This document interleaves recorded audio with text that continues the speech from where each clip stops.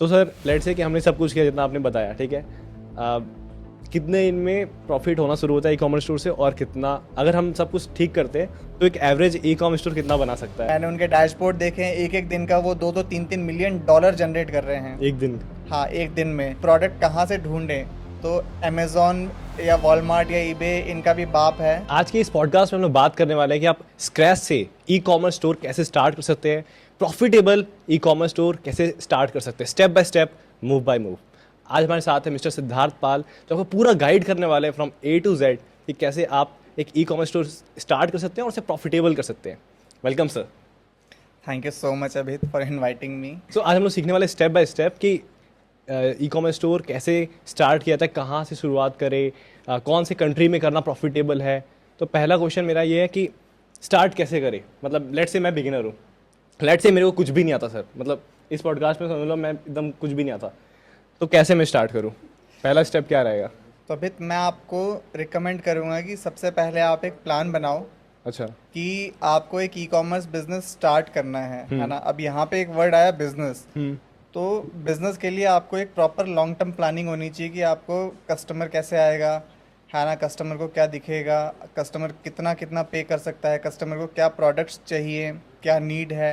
तो आपके पास एक प्रॉपर प्लानिंग होनी चाहिए अगले 6 महीने 1 साल की। तो सर, सबसे पहले हाँ। प्लान बनना चाहिए आपका कि मान लीजिए आपने अगले 6 महीने का प्लान बनाया कि मैं ऐसे ऐसे 1 महीने में ऐड बजट मेरा इतना होगा, शॉपिफाई अगर आप प्लेटफॉर्म यूज़ करें तो शॉपिफाई का सब्सक्रिप्शन इतना होगा, और दूसरे सॉफ्टवेयर जो हैं जैसे ईमेल मार्केटिंग के लिए क्लेवियो है, एसएमएस बम्प है, एसएमएस मार्केटिंग के लिए अगर आप ये सब यूज़ कर रहे हैं तो इनके चार्जेस इतने होंगे। तो आपके पास अगले 6 महीने के लिए जितना पैसा जाने वाला है वो कैलकुलेटेड होना चाहिए और प्रॉपर प्लान होना चाहिए कि इतना पैसा मैं कैसे लगाऊंगा। अब नेक्स्ट चीज़ आती है कि जो आपकी सेल्स आएगी, है ना, वो आप फुलफ़िल कैसे करोगे। वेंडर्स आपके पास होने चाहिए। अगर आपका खुद का वाइट लेवल प्रोडक्ट है तो बहुत ही बढ़िया, आपका मार्जिन बढ़ जाएगा। तो ये एक बेसिक स्टेप है स्टार्ट करने का, प्लान करने के लिए। ट्यूटोरियल वैसे इंटरनेट पे भरे पड़े हैं कि कैसे डोमेन आप खरीदें, कैसे ई कॉमर्स स्टोर स्टार्ट करें, लेकिन जो प्लान होना चाहिए वो शायद आपको इंटरनेट पे ना मिले। जो मैं अभी आपको बता रहा हूँ सबसे ज़्यादा इंपॉर्टेंट यही है। बिना प्लानिंग के अगर आप स्टार्ट कर रहे हैं 100% आप 2-3 महीने 4 महीने में गिव अप कर देंगे। ओके, सो प्लानिंग में क्या करना चाहिए? प्लानिंग में सबसे पहले आपको ये समझना चाहिए कि आपको किस टाइप के प्रोडक्ट्स में खुद इंटरेस्ट है या नॉलेज है। जैसे अगर मैं आपसे पूछूं आपकी हॉबीज़ क्या हैं, किस टाइप की हॉबीज़ है आपकी। क्रिकेट है, कैरम है, मतलब इंडोर आउटडोर गेम्स की मैं गेम्स। बात कर सकता हूँ, है ना, यस। उस निश से रिलेटेड। तो हाँ। अब क्या है, आपसे अगर मैं पूछूंगा कैरम से रिलेटेड एक्सेसरीज के बारे में या किस टाइप के कैरम आते हैं, है ना, कैरम लोग क्यों खेलते हैं, आपको क्यों मज़ा आता है, कैरम में कितने टाइप की डाइस आती हैं, बहुत सारी चीज़ें हैं, है ना, अच्छा कैरम कौन सा होता है। और क्रिकेट में भी बहुत सारी ऐसी चीज़ें होती हैं कि इंसान को अगर इंडोर में ही प्रैक्टिस करनी है क्रिकेट की तो उसके लिए बहुत अच्छे अच्छे मशीन्स आती हैं, छोटी छोटी सस्ती। तो आपको उसका नॉलेज है, राइट, और आपको ये पता है कि इंसान क्यों खरीदेगा उसे, वो रेगुलर यूज़ करेगा या नहीं करेगा। तो अब आपके पास नॉलेज है, अब आप उस प्रोडक्ट के लिए अच्छा कंटेंट बना सकते हो, है ना, और उसको फिर प्रमोट कर सकते हो क्योंकि आपको उसका नॉलेज है। अब मान लीजिए आपने कहा मुझे कि आपको क्रिकेट का और कैरम का नॉलेज है, लेकिन मैं आपको रेसलिंग के प्रोडक्ट्स दिखाने लगूँ बहुत अच्छे से, आप, और मैं आपको ये दिखाऊंगा कि रेसलिंग के प्रोडक्ट्स बेच के मैंने $100,000 की सेल जनरेट कर ली है। अब यहाँ पे क्या हुआ, आपको दिखा यार क्रिकेट का मेरे को नॉलेज है लेकिन इसकी सेल मैंने अभी तक देखा नहीं है, इसमें बहुत अच्छी सेल्स है रेसलिंग में, तो आप वहाँ मूव कर जाओगे। लेकिन वहाँ आपको नॉलेज नहीं है, इसलिए आपको पता ही नहीं होगा कि आप किसको टारगेट करो, लोग किस प्राइस पॉइंट पे खरीदेंगे, लोग कितना खरीदेंगे, तो आप फेल हो जाओगे। प्लानिंग जो आपकी होनी चाहिए वो इस तरीके से होनी चाहिए प्रॉपरली। तो जिसमें मेरे को इंटरेस्ट है उस टाइप के ही प्रोडक्ट होने चाहिए, स्टार्टिंग में एटलीस्ट वो होने स्टार्टिंग में चाहिए। एटलीस्ट होने चाहिए। और अगर आपको नहीं मिल रहा है तो सबसे पहले स्टडी करना स्टार्ट करो। जैसे अगर मैं आपको बताऊं फिशिंग, वैसे मैं प्योर वेजिटेरियन हूँ, है ना, लेकिन फिशिंग जो निश है, ठीक है, गोल्फ निश है, और इसके अलावा और भी बहुत सारे निशेज़ हैं जो मैंने जब स्टार्ट किया था जिसमें मेरा इंटरेस्ट बिल्कुल नहीं था, लेकिन मैंने बहुत डीपली रिसर्च किया, स्टडी किया। अब उसके बाद मेरे को बहुत सारी चीज़ें पता है कि लोग क्या करते हैं, कब सीज़न होता है इसका, क्या क्या प्रोडक्ट्स हैं, लोग कहाँ कहाँ जाते हैं। जैसे गोल्फ में बहुत सारी चैम्पियनशिप होती हैं, काफ़ी लोगों को नहीं पता, लेकिन उसकी चैम्पियनशिप होती है। गोल्फ में भी कितने टाइप के प्रोडक्ट्स होते हैं, कौन कौन गोल्फ के बहुत अच्छे कोचेज़ हैं इंटरनेशनल मार्केट में। और लोग उनसे कितना मतलब कोचिंग लेते हैं, क्या पे स्केल है कोचेस का, तो काफ़ी सारी चीज़ें पता है, और कोचेस कौन से प्रोडक्ट्स रिकमेंड करते हैं ये भी पता है। तो अब यहाँ से क्या हुआ, रिसर्च करने का एक फ़ायदा हुआ कि मुझे ये पता है लोग क्या खरीद रहे हैं। यस। तो यहाँ से एक अच्छे से मुझे प्लान पता चल जाता है इस निश में मैं किस तरीके से बेच सकता हूँ। Okay, got it. तो sir, e commerce store profitable कहाँ पे ज़्यादा है? जैसे इंडिया में तो अमेजोन सबसे बड़ा कंपटीशन खड़ा हो जाएगा, और मैं कोई प्रोडक्ट लॉन्च करता हूँ तो फिर वो तो कॉपी कर लेगा। तो मेरे ई कॉमर्स स्टोर से कोई क्यों खरीदेगा, और हमें कहाँ पे ई कॉमर्स स्टोर खोलना चाहिए? ये सबसे पहला जो आपने क्वेश्चन पूछा कि आपके ई कॉमर्स स्टोर से कोई क्यों खरीदेगा, ये दो चीज़ों पे डिपेंड करता है। सबसे पहली चीज़, आप प्रोडक्ट को कितने अच्छे तरीके से प्रेजेंट कर रहे हो। सिंपल मीन अगर मैं बोलूँ तो ऑफ़र, ओके। आपका ऑफ़र कितना ज़्यादा अट्रैक्टिव है। और दूसरा जो है कि आपका प्रोडक्ट कितना ज़्यादा एक्साइटिंग है, यूनिक है। ओके। अब जैसे अगर मैं बात करूं कि है ना, आपने देखा होगा फिडजेट स्पिनर जब आया था, वायरल हुआ था तेजी से, हाँ। वो था नहीं लोगों के पास, तो जिसने जिसने बेचना स्टार्ट किया उसने पैसा कमा लिया। मतलब यूनिक प्रोडक्ट, राइट। ऐसे बहुत सारे प्रोडक्ट्स हैं जो अभी भी मार्केट में अनटैप्ड हैं, पता ही नहीं है लोगों को। अगर आप उन प्रोडक्ट्स पे फोकस करेंगे तो डेफिनेटली यूज़र खरीदेगा, क्योंकि उसे ये नहीं पता कि वो प्रोडक्ट और कहीं और अवेलेबल है। और एक सबसे अच्छी स्ट्रैटेजी जो होती है, आप वहाँ पे ये बता दो, not selling publicly on store. जो ई कॉमर्स स्टोर में मैं स्ट्रैटेजी यूज़ करता हूँ पर्सनली, अब मैं वो बता रहा हूँ। कुछ प्रोडक्ट्स के प्रोडक्ट पेज पे लिखा होता है नॉट सेलिंग पब्लिकली और नॉट सेलिंग ऑन स्टोर। अब इसमें थोड़ा सा कस्टम कोडेड है, आपको डेवलपर की हेल्प लेनी पड़ेगी कि वो प्रोडक्ट सर्च करने पे आपके स्टोर में ना दिखे। ओके। सिर्फ यूआरएल से कोई आ सकता है, सर्च करके वो प्रोडक्ट नहीं दिखेगा किसी को भी। तो यूज़र सर्च भी करके देखते हैं, यहाँ से आपको पता चल जाएगा कि लोग सच में देख रहे हैं और वो एक्सक्लूसिव हो गया। प्रोडक्ट यूनिक है, लोग खरीद लेंगे। अगर पहली बार में नहीं खरीदा तो आप रीटारगेट करें उनको, तब वो खरीद लेंगे। लेकिन यहाँ पे जो कंपटीशन सीधे अमेज़ॉन का आप कह रहे हैं और बड़े बड़े मार्केट प्लेसेस का, वहाँ पे चांस कम है, क्योंकि अमेज़ॉन उस प्रोडक्ट्स पे ज़्यादा फोकस करता है जिस प्रोडक्ट में उसको वॉल्यूम वाली सेल मिलती है। ओके। अनटैप्ड प्रोडक्ट में डेफिनेटली उसको सेल कम मिलेगी, तो वो उस पर फोकस नहीं करता। वो हैवी प्रोडक्ट्स जो $100, $200, $500 ऐसे प्रोडक्ट्स होंगे, वो आपको उसके होम पेज पे दिखेंगे। अगर आप किसी भी मार्केट प्लेस की वेबसाइट पे जाएंगे, स्पेशली होम पेज पे, तो आपको कोई भी यूनिक प्रोडक्ट नहीं दिखेगा। आपको वो प्रोडक्ट दिखेंगे जो बहुत ज़्यादा वॉल्यूम में सेल होते हैं। तो उनके साथ कंपटीशन है डेफिनेटली, लेकिन इतना बड़ा कंपटीशन नहीं है, तो कोई चैलेंज है ही नहीं।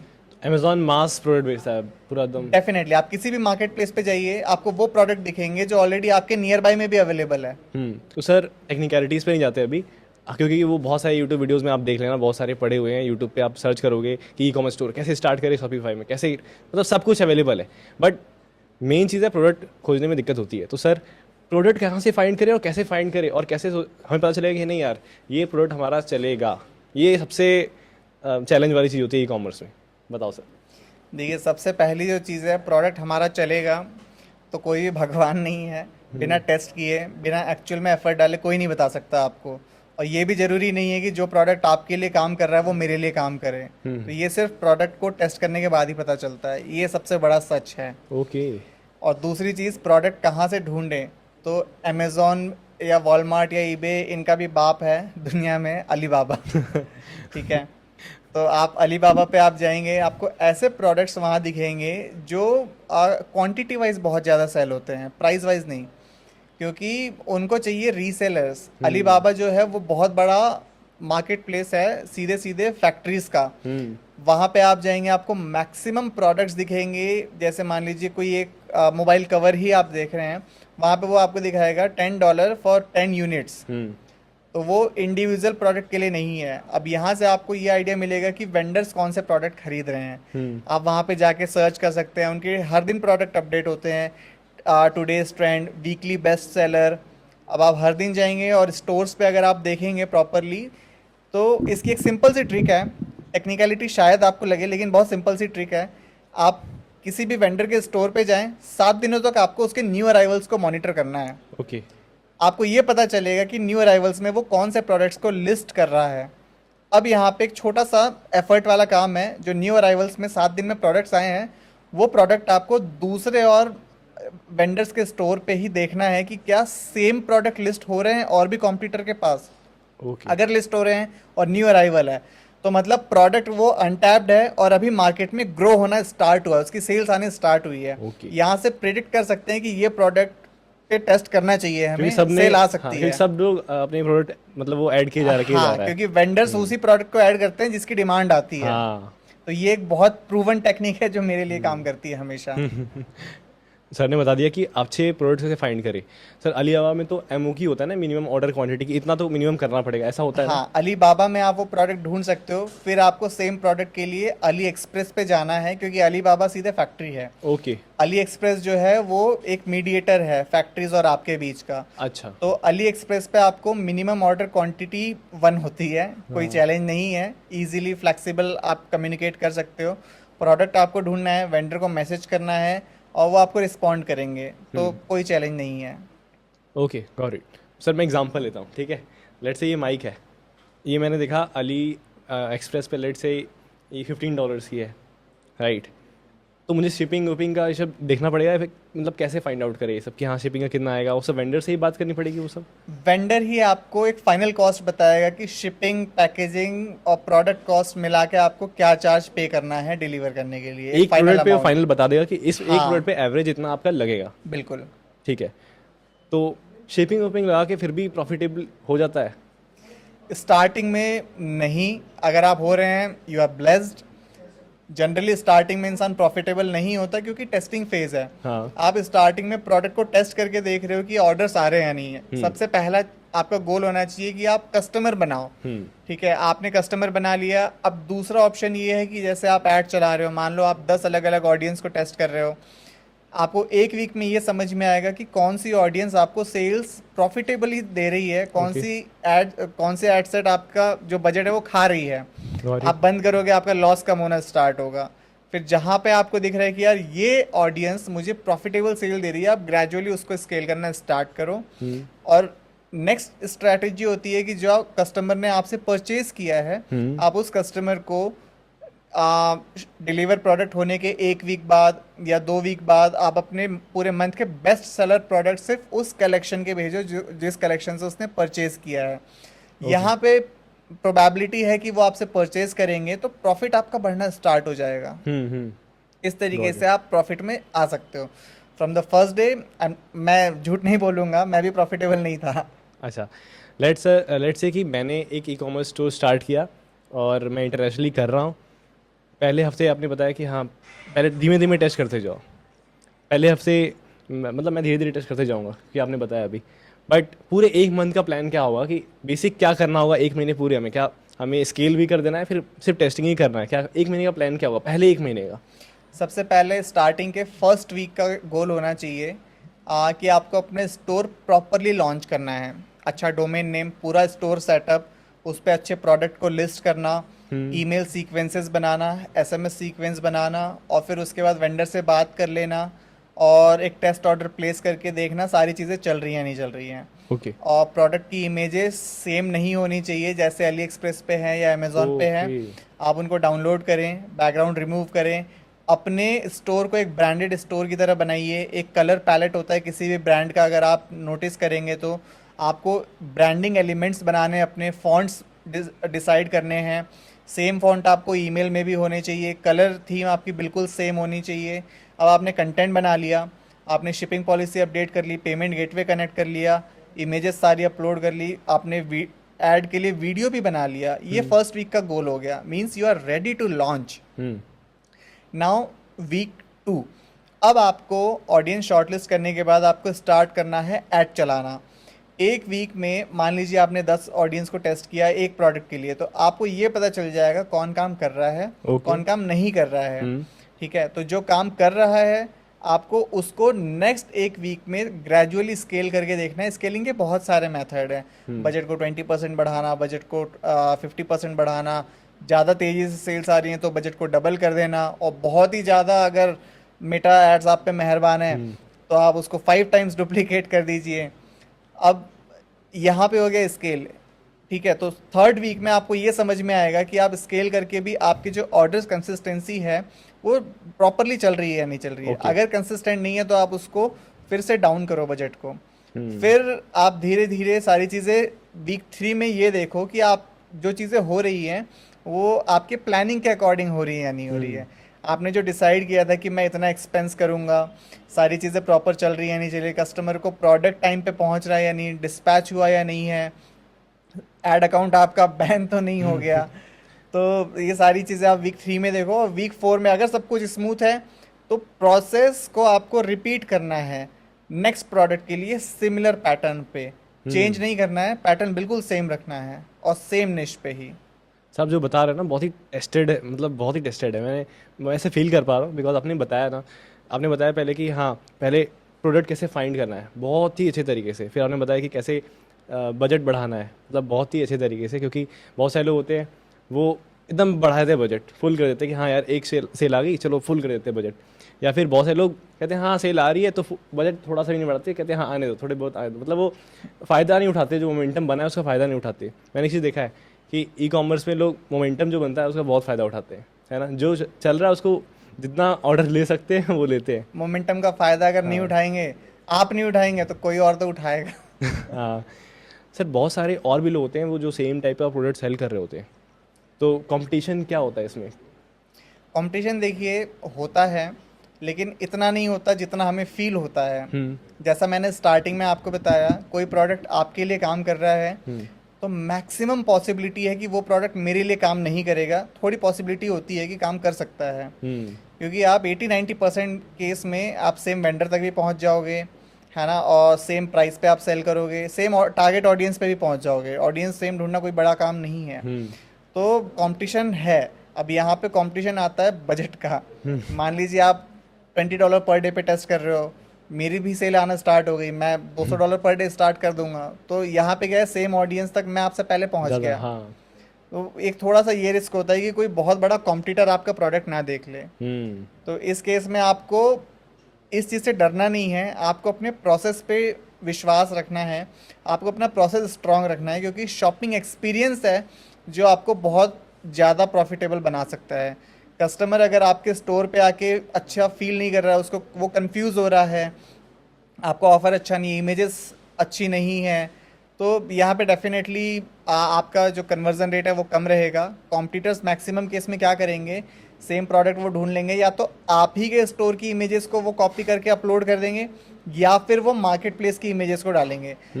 तो जैसा मैंने बताया, आपको अपनी इमेजेस पर्सनलाइज्ड बनानी है और अपनी ब्रांडिंग का ध्यान रखना है, ताकि कॉम्पिटिटर अगर आपके प्रोडक्ट को कॉपी भी करे तो भी थोड़ा बहुत ब्रांडिंग का फ़ायदा तो आपको ही मिले। तो कंपटीशन से डरना नहीं है, आपको अपना काम करते जाना है। Got it. Sir, branded E commerce store versus जो लोकल ई कॉमर्स स्टोर होते हैं, तो क्या रिपीट ऑर्डर्स आते हैं पुराने कस्टमर्स के जो ब्रांडेड ई कॉमर्स स्टोर्स होते हैं, या फिर सिर्फ दिखाने के लिए कि हाँ ये ब्रांडेड है? देखिए, ब्रांड का एक बिल्कुल अपना फ़ायदा है ना। अब जैसे मान लीजिए, अगर मैं आपको एकदम सीधी लाइन में बताऊं, brand is equal to trust. आपके पास अभी मैकबुक है, ठीक है, आपने आईफोन खरीदा, क्यों? एप्पल का ही खरीदा, आसानी होती है, ट्रस्ट है ना। एप्पल एक ब्रांड है, आप एक से दूसरे में स्विच नहीं हुए, राइट। सिमिलरली अगर मैं आपको किसी और चीज़ में भी कनेक्टेड करूँगा, है ना, अगर हम नॉर्मली जैसे अपैरल्स के ब्रांड्स में जाएंगे, तो बहुत रेयरली पॉसिबल है कि आप एक ब्रांड को छोड़ के दूसरे ब्रांड में जाएंगे, आप न्यू अराइवल्स उसी ब्रांड्स के देखेंगे। यहाँ पे सीधा सीधा कनेक्शन है ट्रस्ट। आपको पता है कि वो आपको बेकार क्वालिटी के प्रोडक्ट्स नहीं देंगे, आपका शॉपिंग एक्सपीरियंस अच्छा है, तो ब्रांडेड स्टोर आपको रिपीटेड बायर हमेशा देगा। हो सकता है आपके प्रोडक्ट की वजह से जल्दी ना आए, लेकिन अगर आप ब्रांडेड बना रहे हैं तो कस्टमर आपको शेयर भी करेगा अपने फ्रेंड सर्कल में। लेकिन एक नॉन ब्रांडेड स्टोर है तो डेफिनेटली हम भी अगर कोई नया स्टोर देखते हैं, हम ऑर्डर प्लेस नहीं करते हैं, हमें दिखता है यार ये क्या नया है, अजीब सा है ना, हम परचेज नहीं करते। अगर हम परचेज नहीं करेंगे तो हमारे भी नए स्टोर से कोई परचेज नहीं करेगा। इसलिए फ्रॉम द डे वन, जैसा मैंने आपको बताया, वीक 1 का गोल होना चाहिए आपको अपने स्टोर को बिल्कुल ब्रांड की तरह बनाना है। इमेजेस आपको कॉपी नहीं करनी है, आपको बहुत अच्छे फॉन्ट्स सिलेक्ट करने हैं, कलर थीम आपको प्रॉपरली बनानी है, like complete a solid brand. हाँ, लगे कि मतलब सब कुछ एकदम अच्छा लग रहा है देखने में, है ना? जैसे बिल्कुल, अमेज़न का आपके है। ईमेल्स होने चाहिए प्रॉपरली, एसएमएस होने चाहिए, परचेज के बाद एसएमएस आना चाहिए प्रॉपरली, ईमेल्स जाने चाहिए। और ईमेल्स भी जैसे ईमेल मार्केटिंग के जो सॉफ्टवेयर होते हैं उनके टेम्पलेट्स यूज़ नहीं करने हैं, क्योंकि वो तो उनके मतलब मिलियंस ऑफ हाँ यूजर सब यूज़ कर वही रहे करते हैं। हैं, हाँ। आपके मेल्स में उनके मेल्स में कोई डिफरेंस नहीं है। आपको सब कुछ अपने ब्रांड के अकॉर्डिंग बनाना है ताकि कस्टमर आपको ध्यान रखे। जैसे अगर मैं अभी आपसे पूछूं, अमेजोन की ईमेल्स आपको पता है कैसे होते हैं? हाँ क्योंकि अमेजोन एक ब्रांड बन चुका हाँ। है ना। अगर आपको मैं पूछूं किसी दूसरे स्टोर से आपने अगर परचेज किया हो, आपको ध्यान नहीं होगा। नहीं। ब्रांड का सीधा सीधा यही सबसे बड़ा कनेक्शन है। ये तो है। सर अब लेट्स से कि मैंने अपना प्रोडक्ट भी फाइंड कर लिया, मैंने अपना स्टोर भी स्टार्ट कर लिया और मैंने फेसबुक ऐड भी स्टार्ट कर दिया, लेकिन सबसे बड़ी प्रॉब्लम आती है, कुछ प्रॉब्लम्स हैं। जैसे एक बड़ी प्रॉब्लम आती है कि मैंने थोड़ा ऐड चलाया, ऐड अकाउंट बंद, क्योंकि ई कॉमर्स में ऐसा होता है। तो ऐसा क्यों होता है और फिर क्या करना चाहिए? ये क्यों होता है ना, टेक्नोलॉजी है। टेक्नोलॉजी में 100% एक्यूरेट रीज़न आपको कभी नहीं मिलेगा। ऐड अकाउंट बैन होंगे। हर बिजनेस के अपने प्रोज एंड कॉन्स होते हैं, तो इस बिजनेस का भी यही कॉन्स है कि आपके पास ऐसे टेक्नोलॉजिकल चैलेंजेस आते रहेंगे। हाँ। और क्या करना चाहिए, तो मैंने अपने किसी रिलेटिव को नहीं छोड़ा बिजनेस मैनेजर बना के मुझे ऐड करने के लिए, किसी को नहीं छोड़ा। तो आप भी यही कर सकते हैं। अपने क्लोज फ्रेंड्स, अपने रिलेटिव्स है ना, स्पेशली वो जो आपके पेरेंट्स की एज के हैं, जो फेसबुक यूज़ नहीं करते, आप उनके फेसबुक अकाउंट खुद बनाएं, उनके पास जाइए, आप उनके बिजनेस मैनेजर बनाइए और उसमें अपने आप को एडमिन रोल पे ऐड कर दीजिए। फिर ग्रेजुअली आप उनके बिजनेस मैनेजर से, ऐड अकाउंट से अपने स्टोर पे ही brand awareness ad, traffic ad start कीजिए। कन्वर्जन ऐड स्टार्ट मत कीजिए, ताकि नया बिजनेस मैनेजर और ad account slowly warm up हो। वार्म अप करना है। अगर आप इमीडिएट कन्वर्जन ऐड चलाएंगे और स्केल कर देंगे, आप फिर से बैन हो जाएंगे।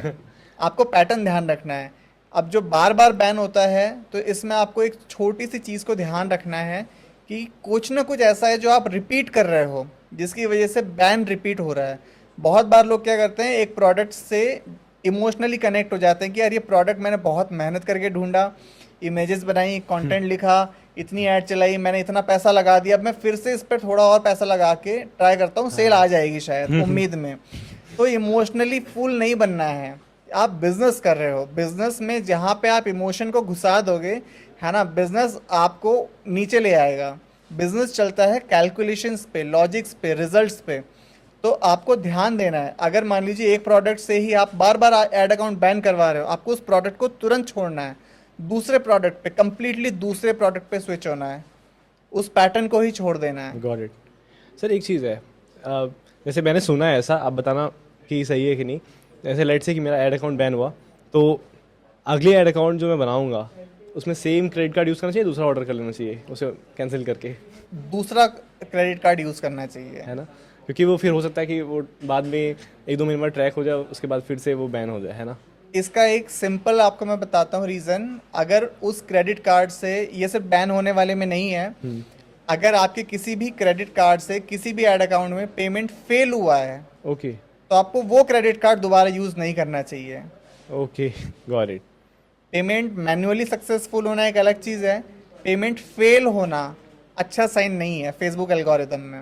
हाँ, फिर उसको लगता है कि ये चीटिंग करके भागेगा, ऐसा कुछ, हाँ। है ना? हाँ ठीक है सर। सर एक और प्रॉब्लम आती है कि लेट से कि हमें ट्रांजेक्शन्स हो रहे हैं, मैंने लेट से पेपाल यूज़ किया और पेपाल में पेमेंट अटक गई, तो उसका कोई सोल्यूशन होता है या फिर उसका कुछ नहीं कर सकते? देखिए 100% सॉल्यूशन कुछ नहीं है ना, लेकिन थोड़ा बहुत जो बचने वाला सॉल्यूशन है कि आप होल्ड पीरियड कम कर सकते हो, आप होल्ड अमाउंट कम कर सकते हो। उसका सॉल्यूशन सिंपल है कि सबसे पहली चीज़, आपका स्टोर एक नॉन ब्रांडेड स्टोर नहीं लगना चाहिए, ये एक प्रॉपर ब्रांडेड स्टोर लगना चाहिए। सारे कस्टमर्स को उनकी परचेज डिटेल ईमेल से प्रॉपरली पहुंचना चाहिए। तो इससे क्या होगा, कस्टमर कम्युनिकेशन होगा, कस्टमर डिस्प्यूट रेज नहीं करेगा। सबसे पहला पॉइंट है।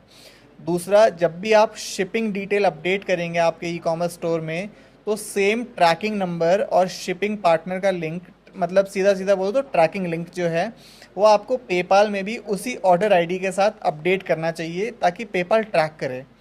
अगर आप स्टार्टिंग से ऐसा कर रहे हैं तो आप चांसेस कम कर रहे हैं पेमेंट को होल्ड करने की। ओके। तीसरी सबसे इंपॉर्टेंट जो चीज़ है, अगर आपके साइड से कम्युनिकेशन नहीं होता है तो कस्टमर सीधे पेपाल पे जाता है और वहाँ वो रेज करता है क्वेरी को। करता है। ये एक अच्छा साइन नहीं है। इसलिए कस्टमर को आप अपने ऑर्डर ईमेल में ही बोल दीजिए कि अगर आपको रिफंड भी चाहिए तो ईमेल कर दो। तो आप मेल कीजिए पहले, आप पेपाल पे मत जाइए, आप डायरेक्ट मेल कीजिए, आप उनको रिस्पॉन्ड करें।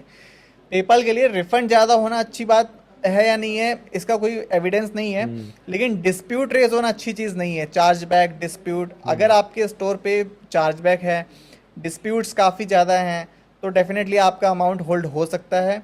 दूसरी चीज़, हमेशा जो लॉजिस्टिक डिपार्टमेंट है आपका वो बहुत स्ट्रांग होना चाहिए, डिलीवरी फास्ट होनी चाहिए।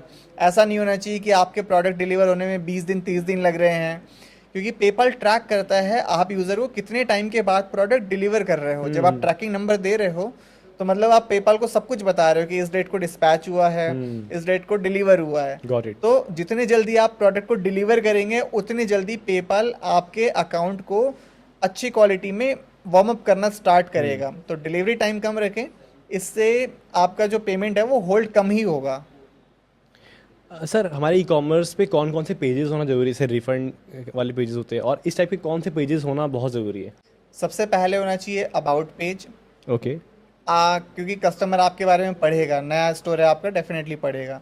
दूसरा कॉन्टैक्ट पेज, ताकि कस्टमर आपको कॉन्टैक्ट कर पाए। फिर terms and conditions, privacy policy, shipping policy और ट्रैक ऑर्डर पेज। ये बहुत बेसिक से पेजेस हैं जो होने ज़रूरी हैं।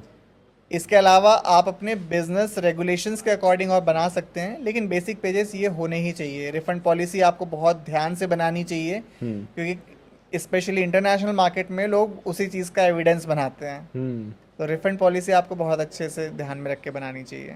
Got it. सो पेजेस जितने हैं अबाउट उसे सॉलिड रखना चाहिए, जैसे रेगुलेशंस हैं उस हिसाब से होने चाहिए। तो क्या हमें रिफंड पॉलिसी या टर्म्स ऑफ यूज़ या किसी लॉयर से बनवाना चाहिए? आप लॉयर के पास तब जा सकते हैं जब आप एक प्रॉपर कंपनी स्ट्रक्चर फॉर्म कर रहे हैं। ओके। स्टार्टिंग में आप किसी अच्छे लीगल एडवाइज़र से सजेशन ले सकते हैं, है ना। काफ़ी सारे ऐसे प्लेटफॉर्म्स हैं ऑनलाइन जहाँ पे आपको $50 में, $100 में ये सारी पॉलिसी आपको आपके ब्रांड के अकॉर्डिंग बना के दे देते हैं वो, ताकि आप लीगल्स में ना फंसो। और स्टार्टिंग में ये चीज़ें ध्यान रखनी चाहिए। सर थोड़ा स्केलिंग पे आते हैं इस पर, ठीक है? क्योंकि लेट से हमने कुछ प्रोडक्ट्स बना दिए, वो चल रहे हैं, तो वो हमेशा तो नहीं चलेंगे। तो क्या हम एक ही प्रोडक्ट को लेके उसे स्केल करते रहो, या फिर बस मार्केट में देखो और हम स्केल मतलब नए नए प्रोडक्ट्स आते रहो, उसको स्केल करते रहो, फिर वो गए दूसरे? तो क्या हमें कौन सा पैटर्न फॉलो करना चाहिए?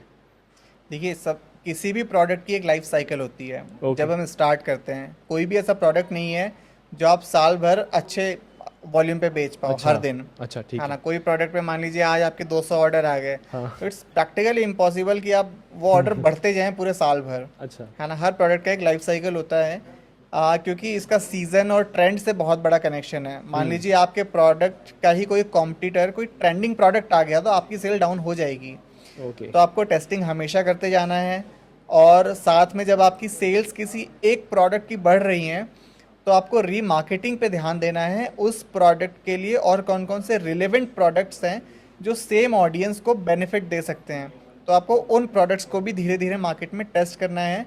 साथ में ईमेल और एसएमएस से भी आपको अपने एग्जिस्टिंग कस्टमर्स को उन प्रोडक्ट्स को ऑफर की तरह पिच करना है। यहाँ से आप धीरे धीरे इजीली ग्रो कर जाओगे। ओके। ओके। तो उसको ही फिर स्केल करते रहना है, मतलब नए नए प्रोडक्ट्स को के स्केल करते रहना है। अब सर हमने यहाँ पे कोई टेक्निकलिटीज़ की बात नहीं की, क्योंकि वो फिर टफ हो जाता है वीडियो में। तो लोग कहाँ से सीखे ये सब चीज़ पूरा डिटेल में, कहाँ से वो सीख सकते हैं? देखिए, बहुत सारी चीज़ें तो करने से ही आती हैं, है ना। लेकिन जो बेसिक हैं कि आपको ई कॉमर्स स्टोर कैसे बनाना है, आप शॉपिफाई का यूट्यूब चैनल है, आप वहाँ जा सकते हैं। वो कॉमर्स पे आपको वीडियोस कैसे बनाने हैं, हज़ारों वीडियोस हैं। और फिर उसके बाद ऐड अकाउंट सेटअप कैसे करना है, आपको फेसबुक के बहुत सारे वीडियोस दिख जाएंगे। इसके अलावा क्लेवियो जो है ईमेल ऑटोमेशन, आपको कैसे बनाना है, सब कुछ फ्री में अवेलेबल है। आप यहाँ से आराम से बेसिक लेवल का नॉलेज ले सकते हो। इसके बाद डिपेंड आप पे करता है, आप जब एग्जीक्यूशन स्टार्ट करोगे तब आपको रियल चैलेंजेस मिलेंगे जिसके आंसर शायद आपको यूट्यूब पे ना मिले। तो now it's time to get connected with a mentor, है ना। आप कोर्स में जा सकते हैं, लेकिन कोर्स में आपको पता नहीं होगा कि आपके क्वेश्चन का आंसर मिलेगा या नहीं मिलेगा। तो मैं सजेस्ट करूँगा आप किसी अच्छे मेंटर से डिस्कस करें पहले स्टार्टिंग में। ओके। और फिर आप उनको बताएं कि आप ये ऑलरेडी बिगनर लेवल पे कर चुके हैं, आपको सारी चीज़ें पता हैं, और आप यहाँ अटक रहे हो बिजनेस में, तो यहाँ पे आप उनका सपोर्ट चाहते हो, और फिर जो भी कमर्शियल टर्म्स बने आप उनका सपोर्ट लीजिए और स्केल कीजिए। Okay, got it. तो सर लेट्स से कि हमने सब कुछ किया जितना आपने बताया, ठीक है, कितने इनमें प्रॉफिट होना शुरू होता है ई कॉमर्स स्टोर से, और कितना अगर हम सब कुछ ठीक करते हैं तो एक एवरेज ई कॉमर्स स्टोर कितना बना सकता है अगर सब कुछ ठीक करते हैं, सब कुछ जो आपने बताया उससे फॉलो करते तो? भाई सब कुछ अगर कर रहे हो, कितने दिन में प्रॉफिट में आ जाओगे ये तो भगवान ही जाने है ना। ये डिपेंड करेगा कि आप कितने ज़्यादा बुद्धिमान हैं और कितना बनाया जा सकता है, इसकी कोई लिमिट नहीं है। मैंने ऐसे लोगों को पर्सनली देखा है, जूम कॉल पे मैं भी कंसल्टेशन लेता हूँ, काफ़ी बड़े बड़े जो बिजनेसमैन हैं उनसे मैंने उनके डैशबोर्ड देखे हैं, एक एक दिन का वो 2-3 मिलियन डॉलर जनरेट कर रहे हैं एक दिन का? हाँ, एक दिन में। तो ये अभी मेरे लिए भी ये ड्रीम है, हाँ, $1 million in a day, it's still dream for me. तो बहुत सारी चीज़ें हैं जो अभी मेरे लिए भी आउट ऑफ कवरेज एरिया हैं। पॉसिबिलिटी एंडलेस है, कोशिश मैं भी कर रहा हूँ, और जो करेगा वो कर लेगा। आपको गिव अप नहीं करना है, आप गिव अप नहीं करोगे आप कर जाओगे। सो ई कॉमर्स में आपने बताया कि जैसे बहुत से लोग हैं $1 million अ डे कर रहे हैं, तो 1 लाख $2 लाख पर मंथ तो उतना मुश्किल नहीं होगा अगर सब कुछ सही करते हैं तो। डेफिनेटली, लेकिन समय देना होगा, समय देना होगा। बिजनेस, सारे बिजनेस में प्रॉपर टाइम देना होता है, ऐसा नहीं कि ये मैजिक है और आपने कहीं से नहीं है। पहले शायद हो भी जाता थोड़ा बहुत, बट अभी तो बहुत सारे टर्म्स आ गए हैं, बहुत सारी कंडीशंस हैं, तो अब इतना आसान नहीं होता कोई चीज़। Thank you so much sir, आप Thank you. भोपाल से आए यहाँ पे दिल्ली में पॉडकास्ट शूट करने के लिए। Thank you so much. आप एक लास्ट मैसेज दीजिए ऑडियंस को कि आप क्या कहना चाहते हैं, एक last message to our audience. भाई आप वीडियो तो शायद हर दिन देखते होंगे, हज़ारों वीडियो देख चुके होंगे अभी तक, लेकिन सिर्फ एक सिंपल सी चीज़ ध्यान रखना, अगर आप ये वीडियो देख के भी नेक्स्ट वीडियो देखने जा रहे हो तो आप अपनी लाइफ में कोई चेंज नहीं लेके आओगे। आप कुछ करोगे तो चेंज ला पाओगे। Thank you so much sir for coming. आप लोगों के लिए गिव अवे है छोटा सा। सो गिव अवे में क्या है कि आप इन्हीं 3 लोगों को एक साल की फ्री होस्टिंग मिलने वाली है, एंड आपको क्या करना है, आपको सिर्फ एक कमेंट करना है, और रैंडम कमेंट हम लोग पिक करने वाले हैं, हम लोग रैंडमली पिक करेंगे। सो कमेंट कर दो।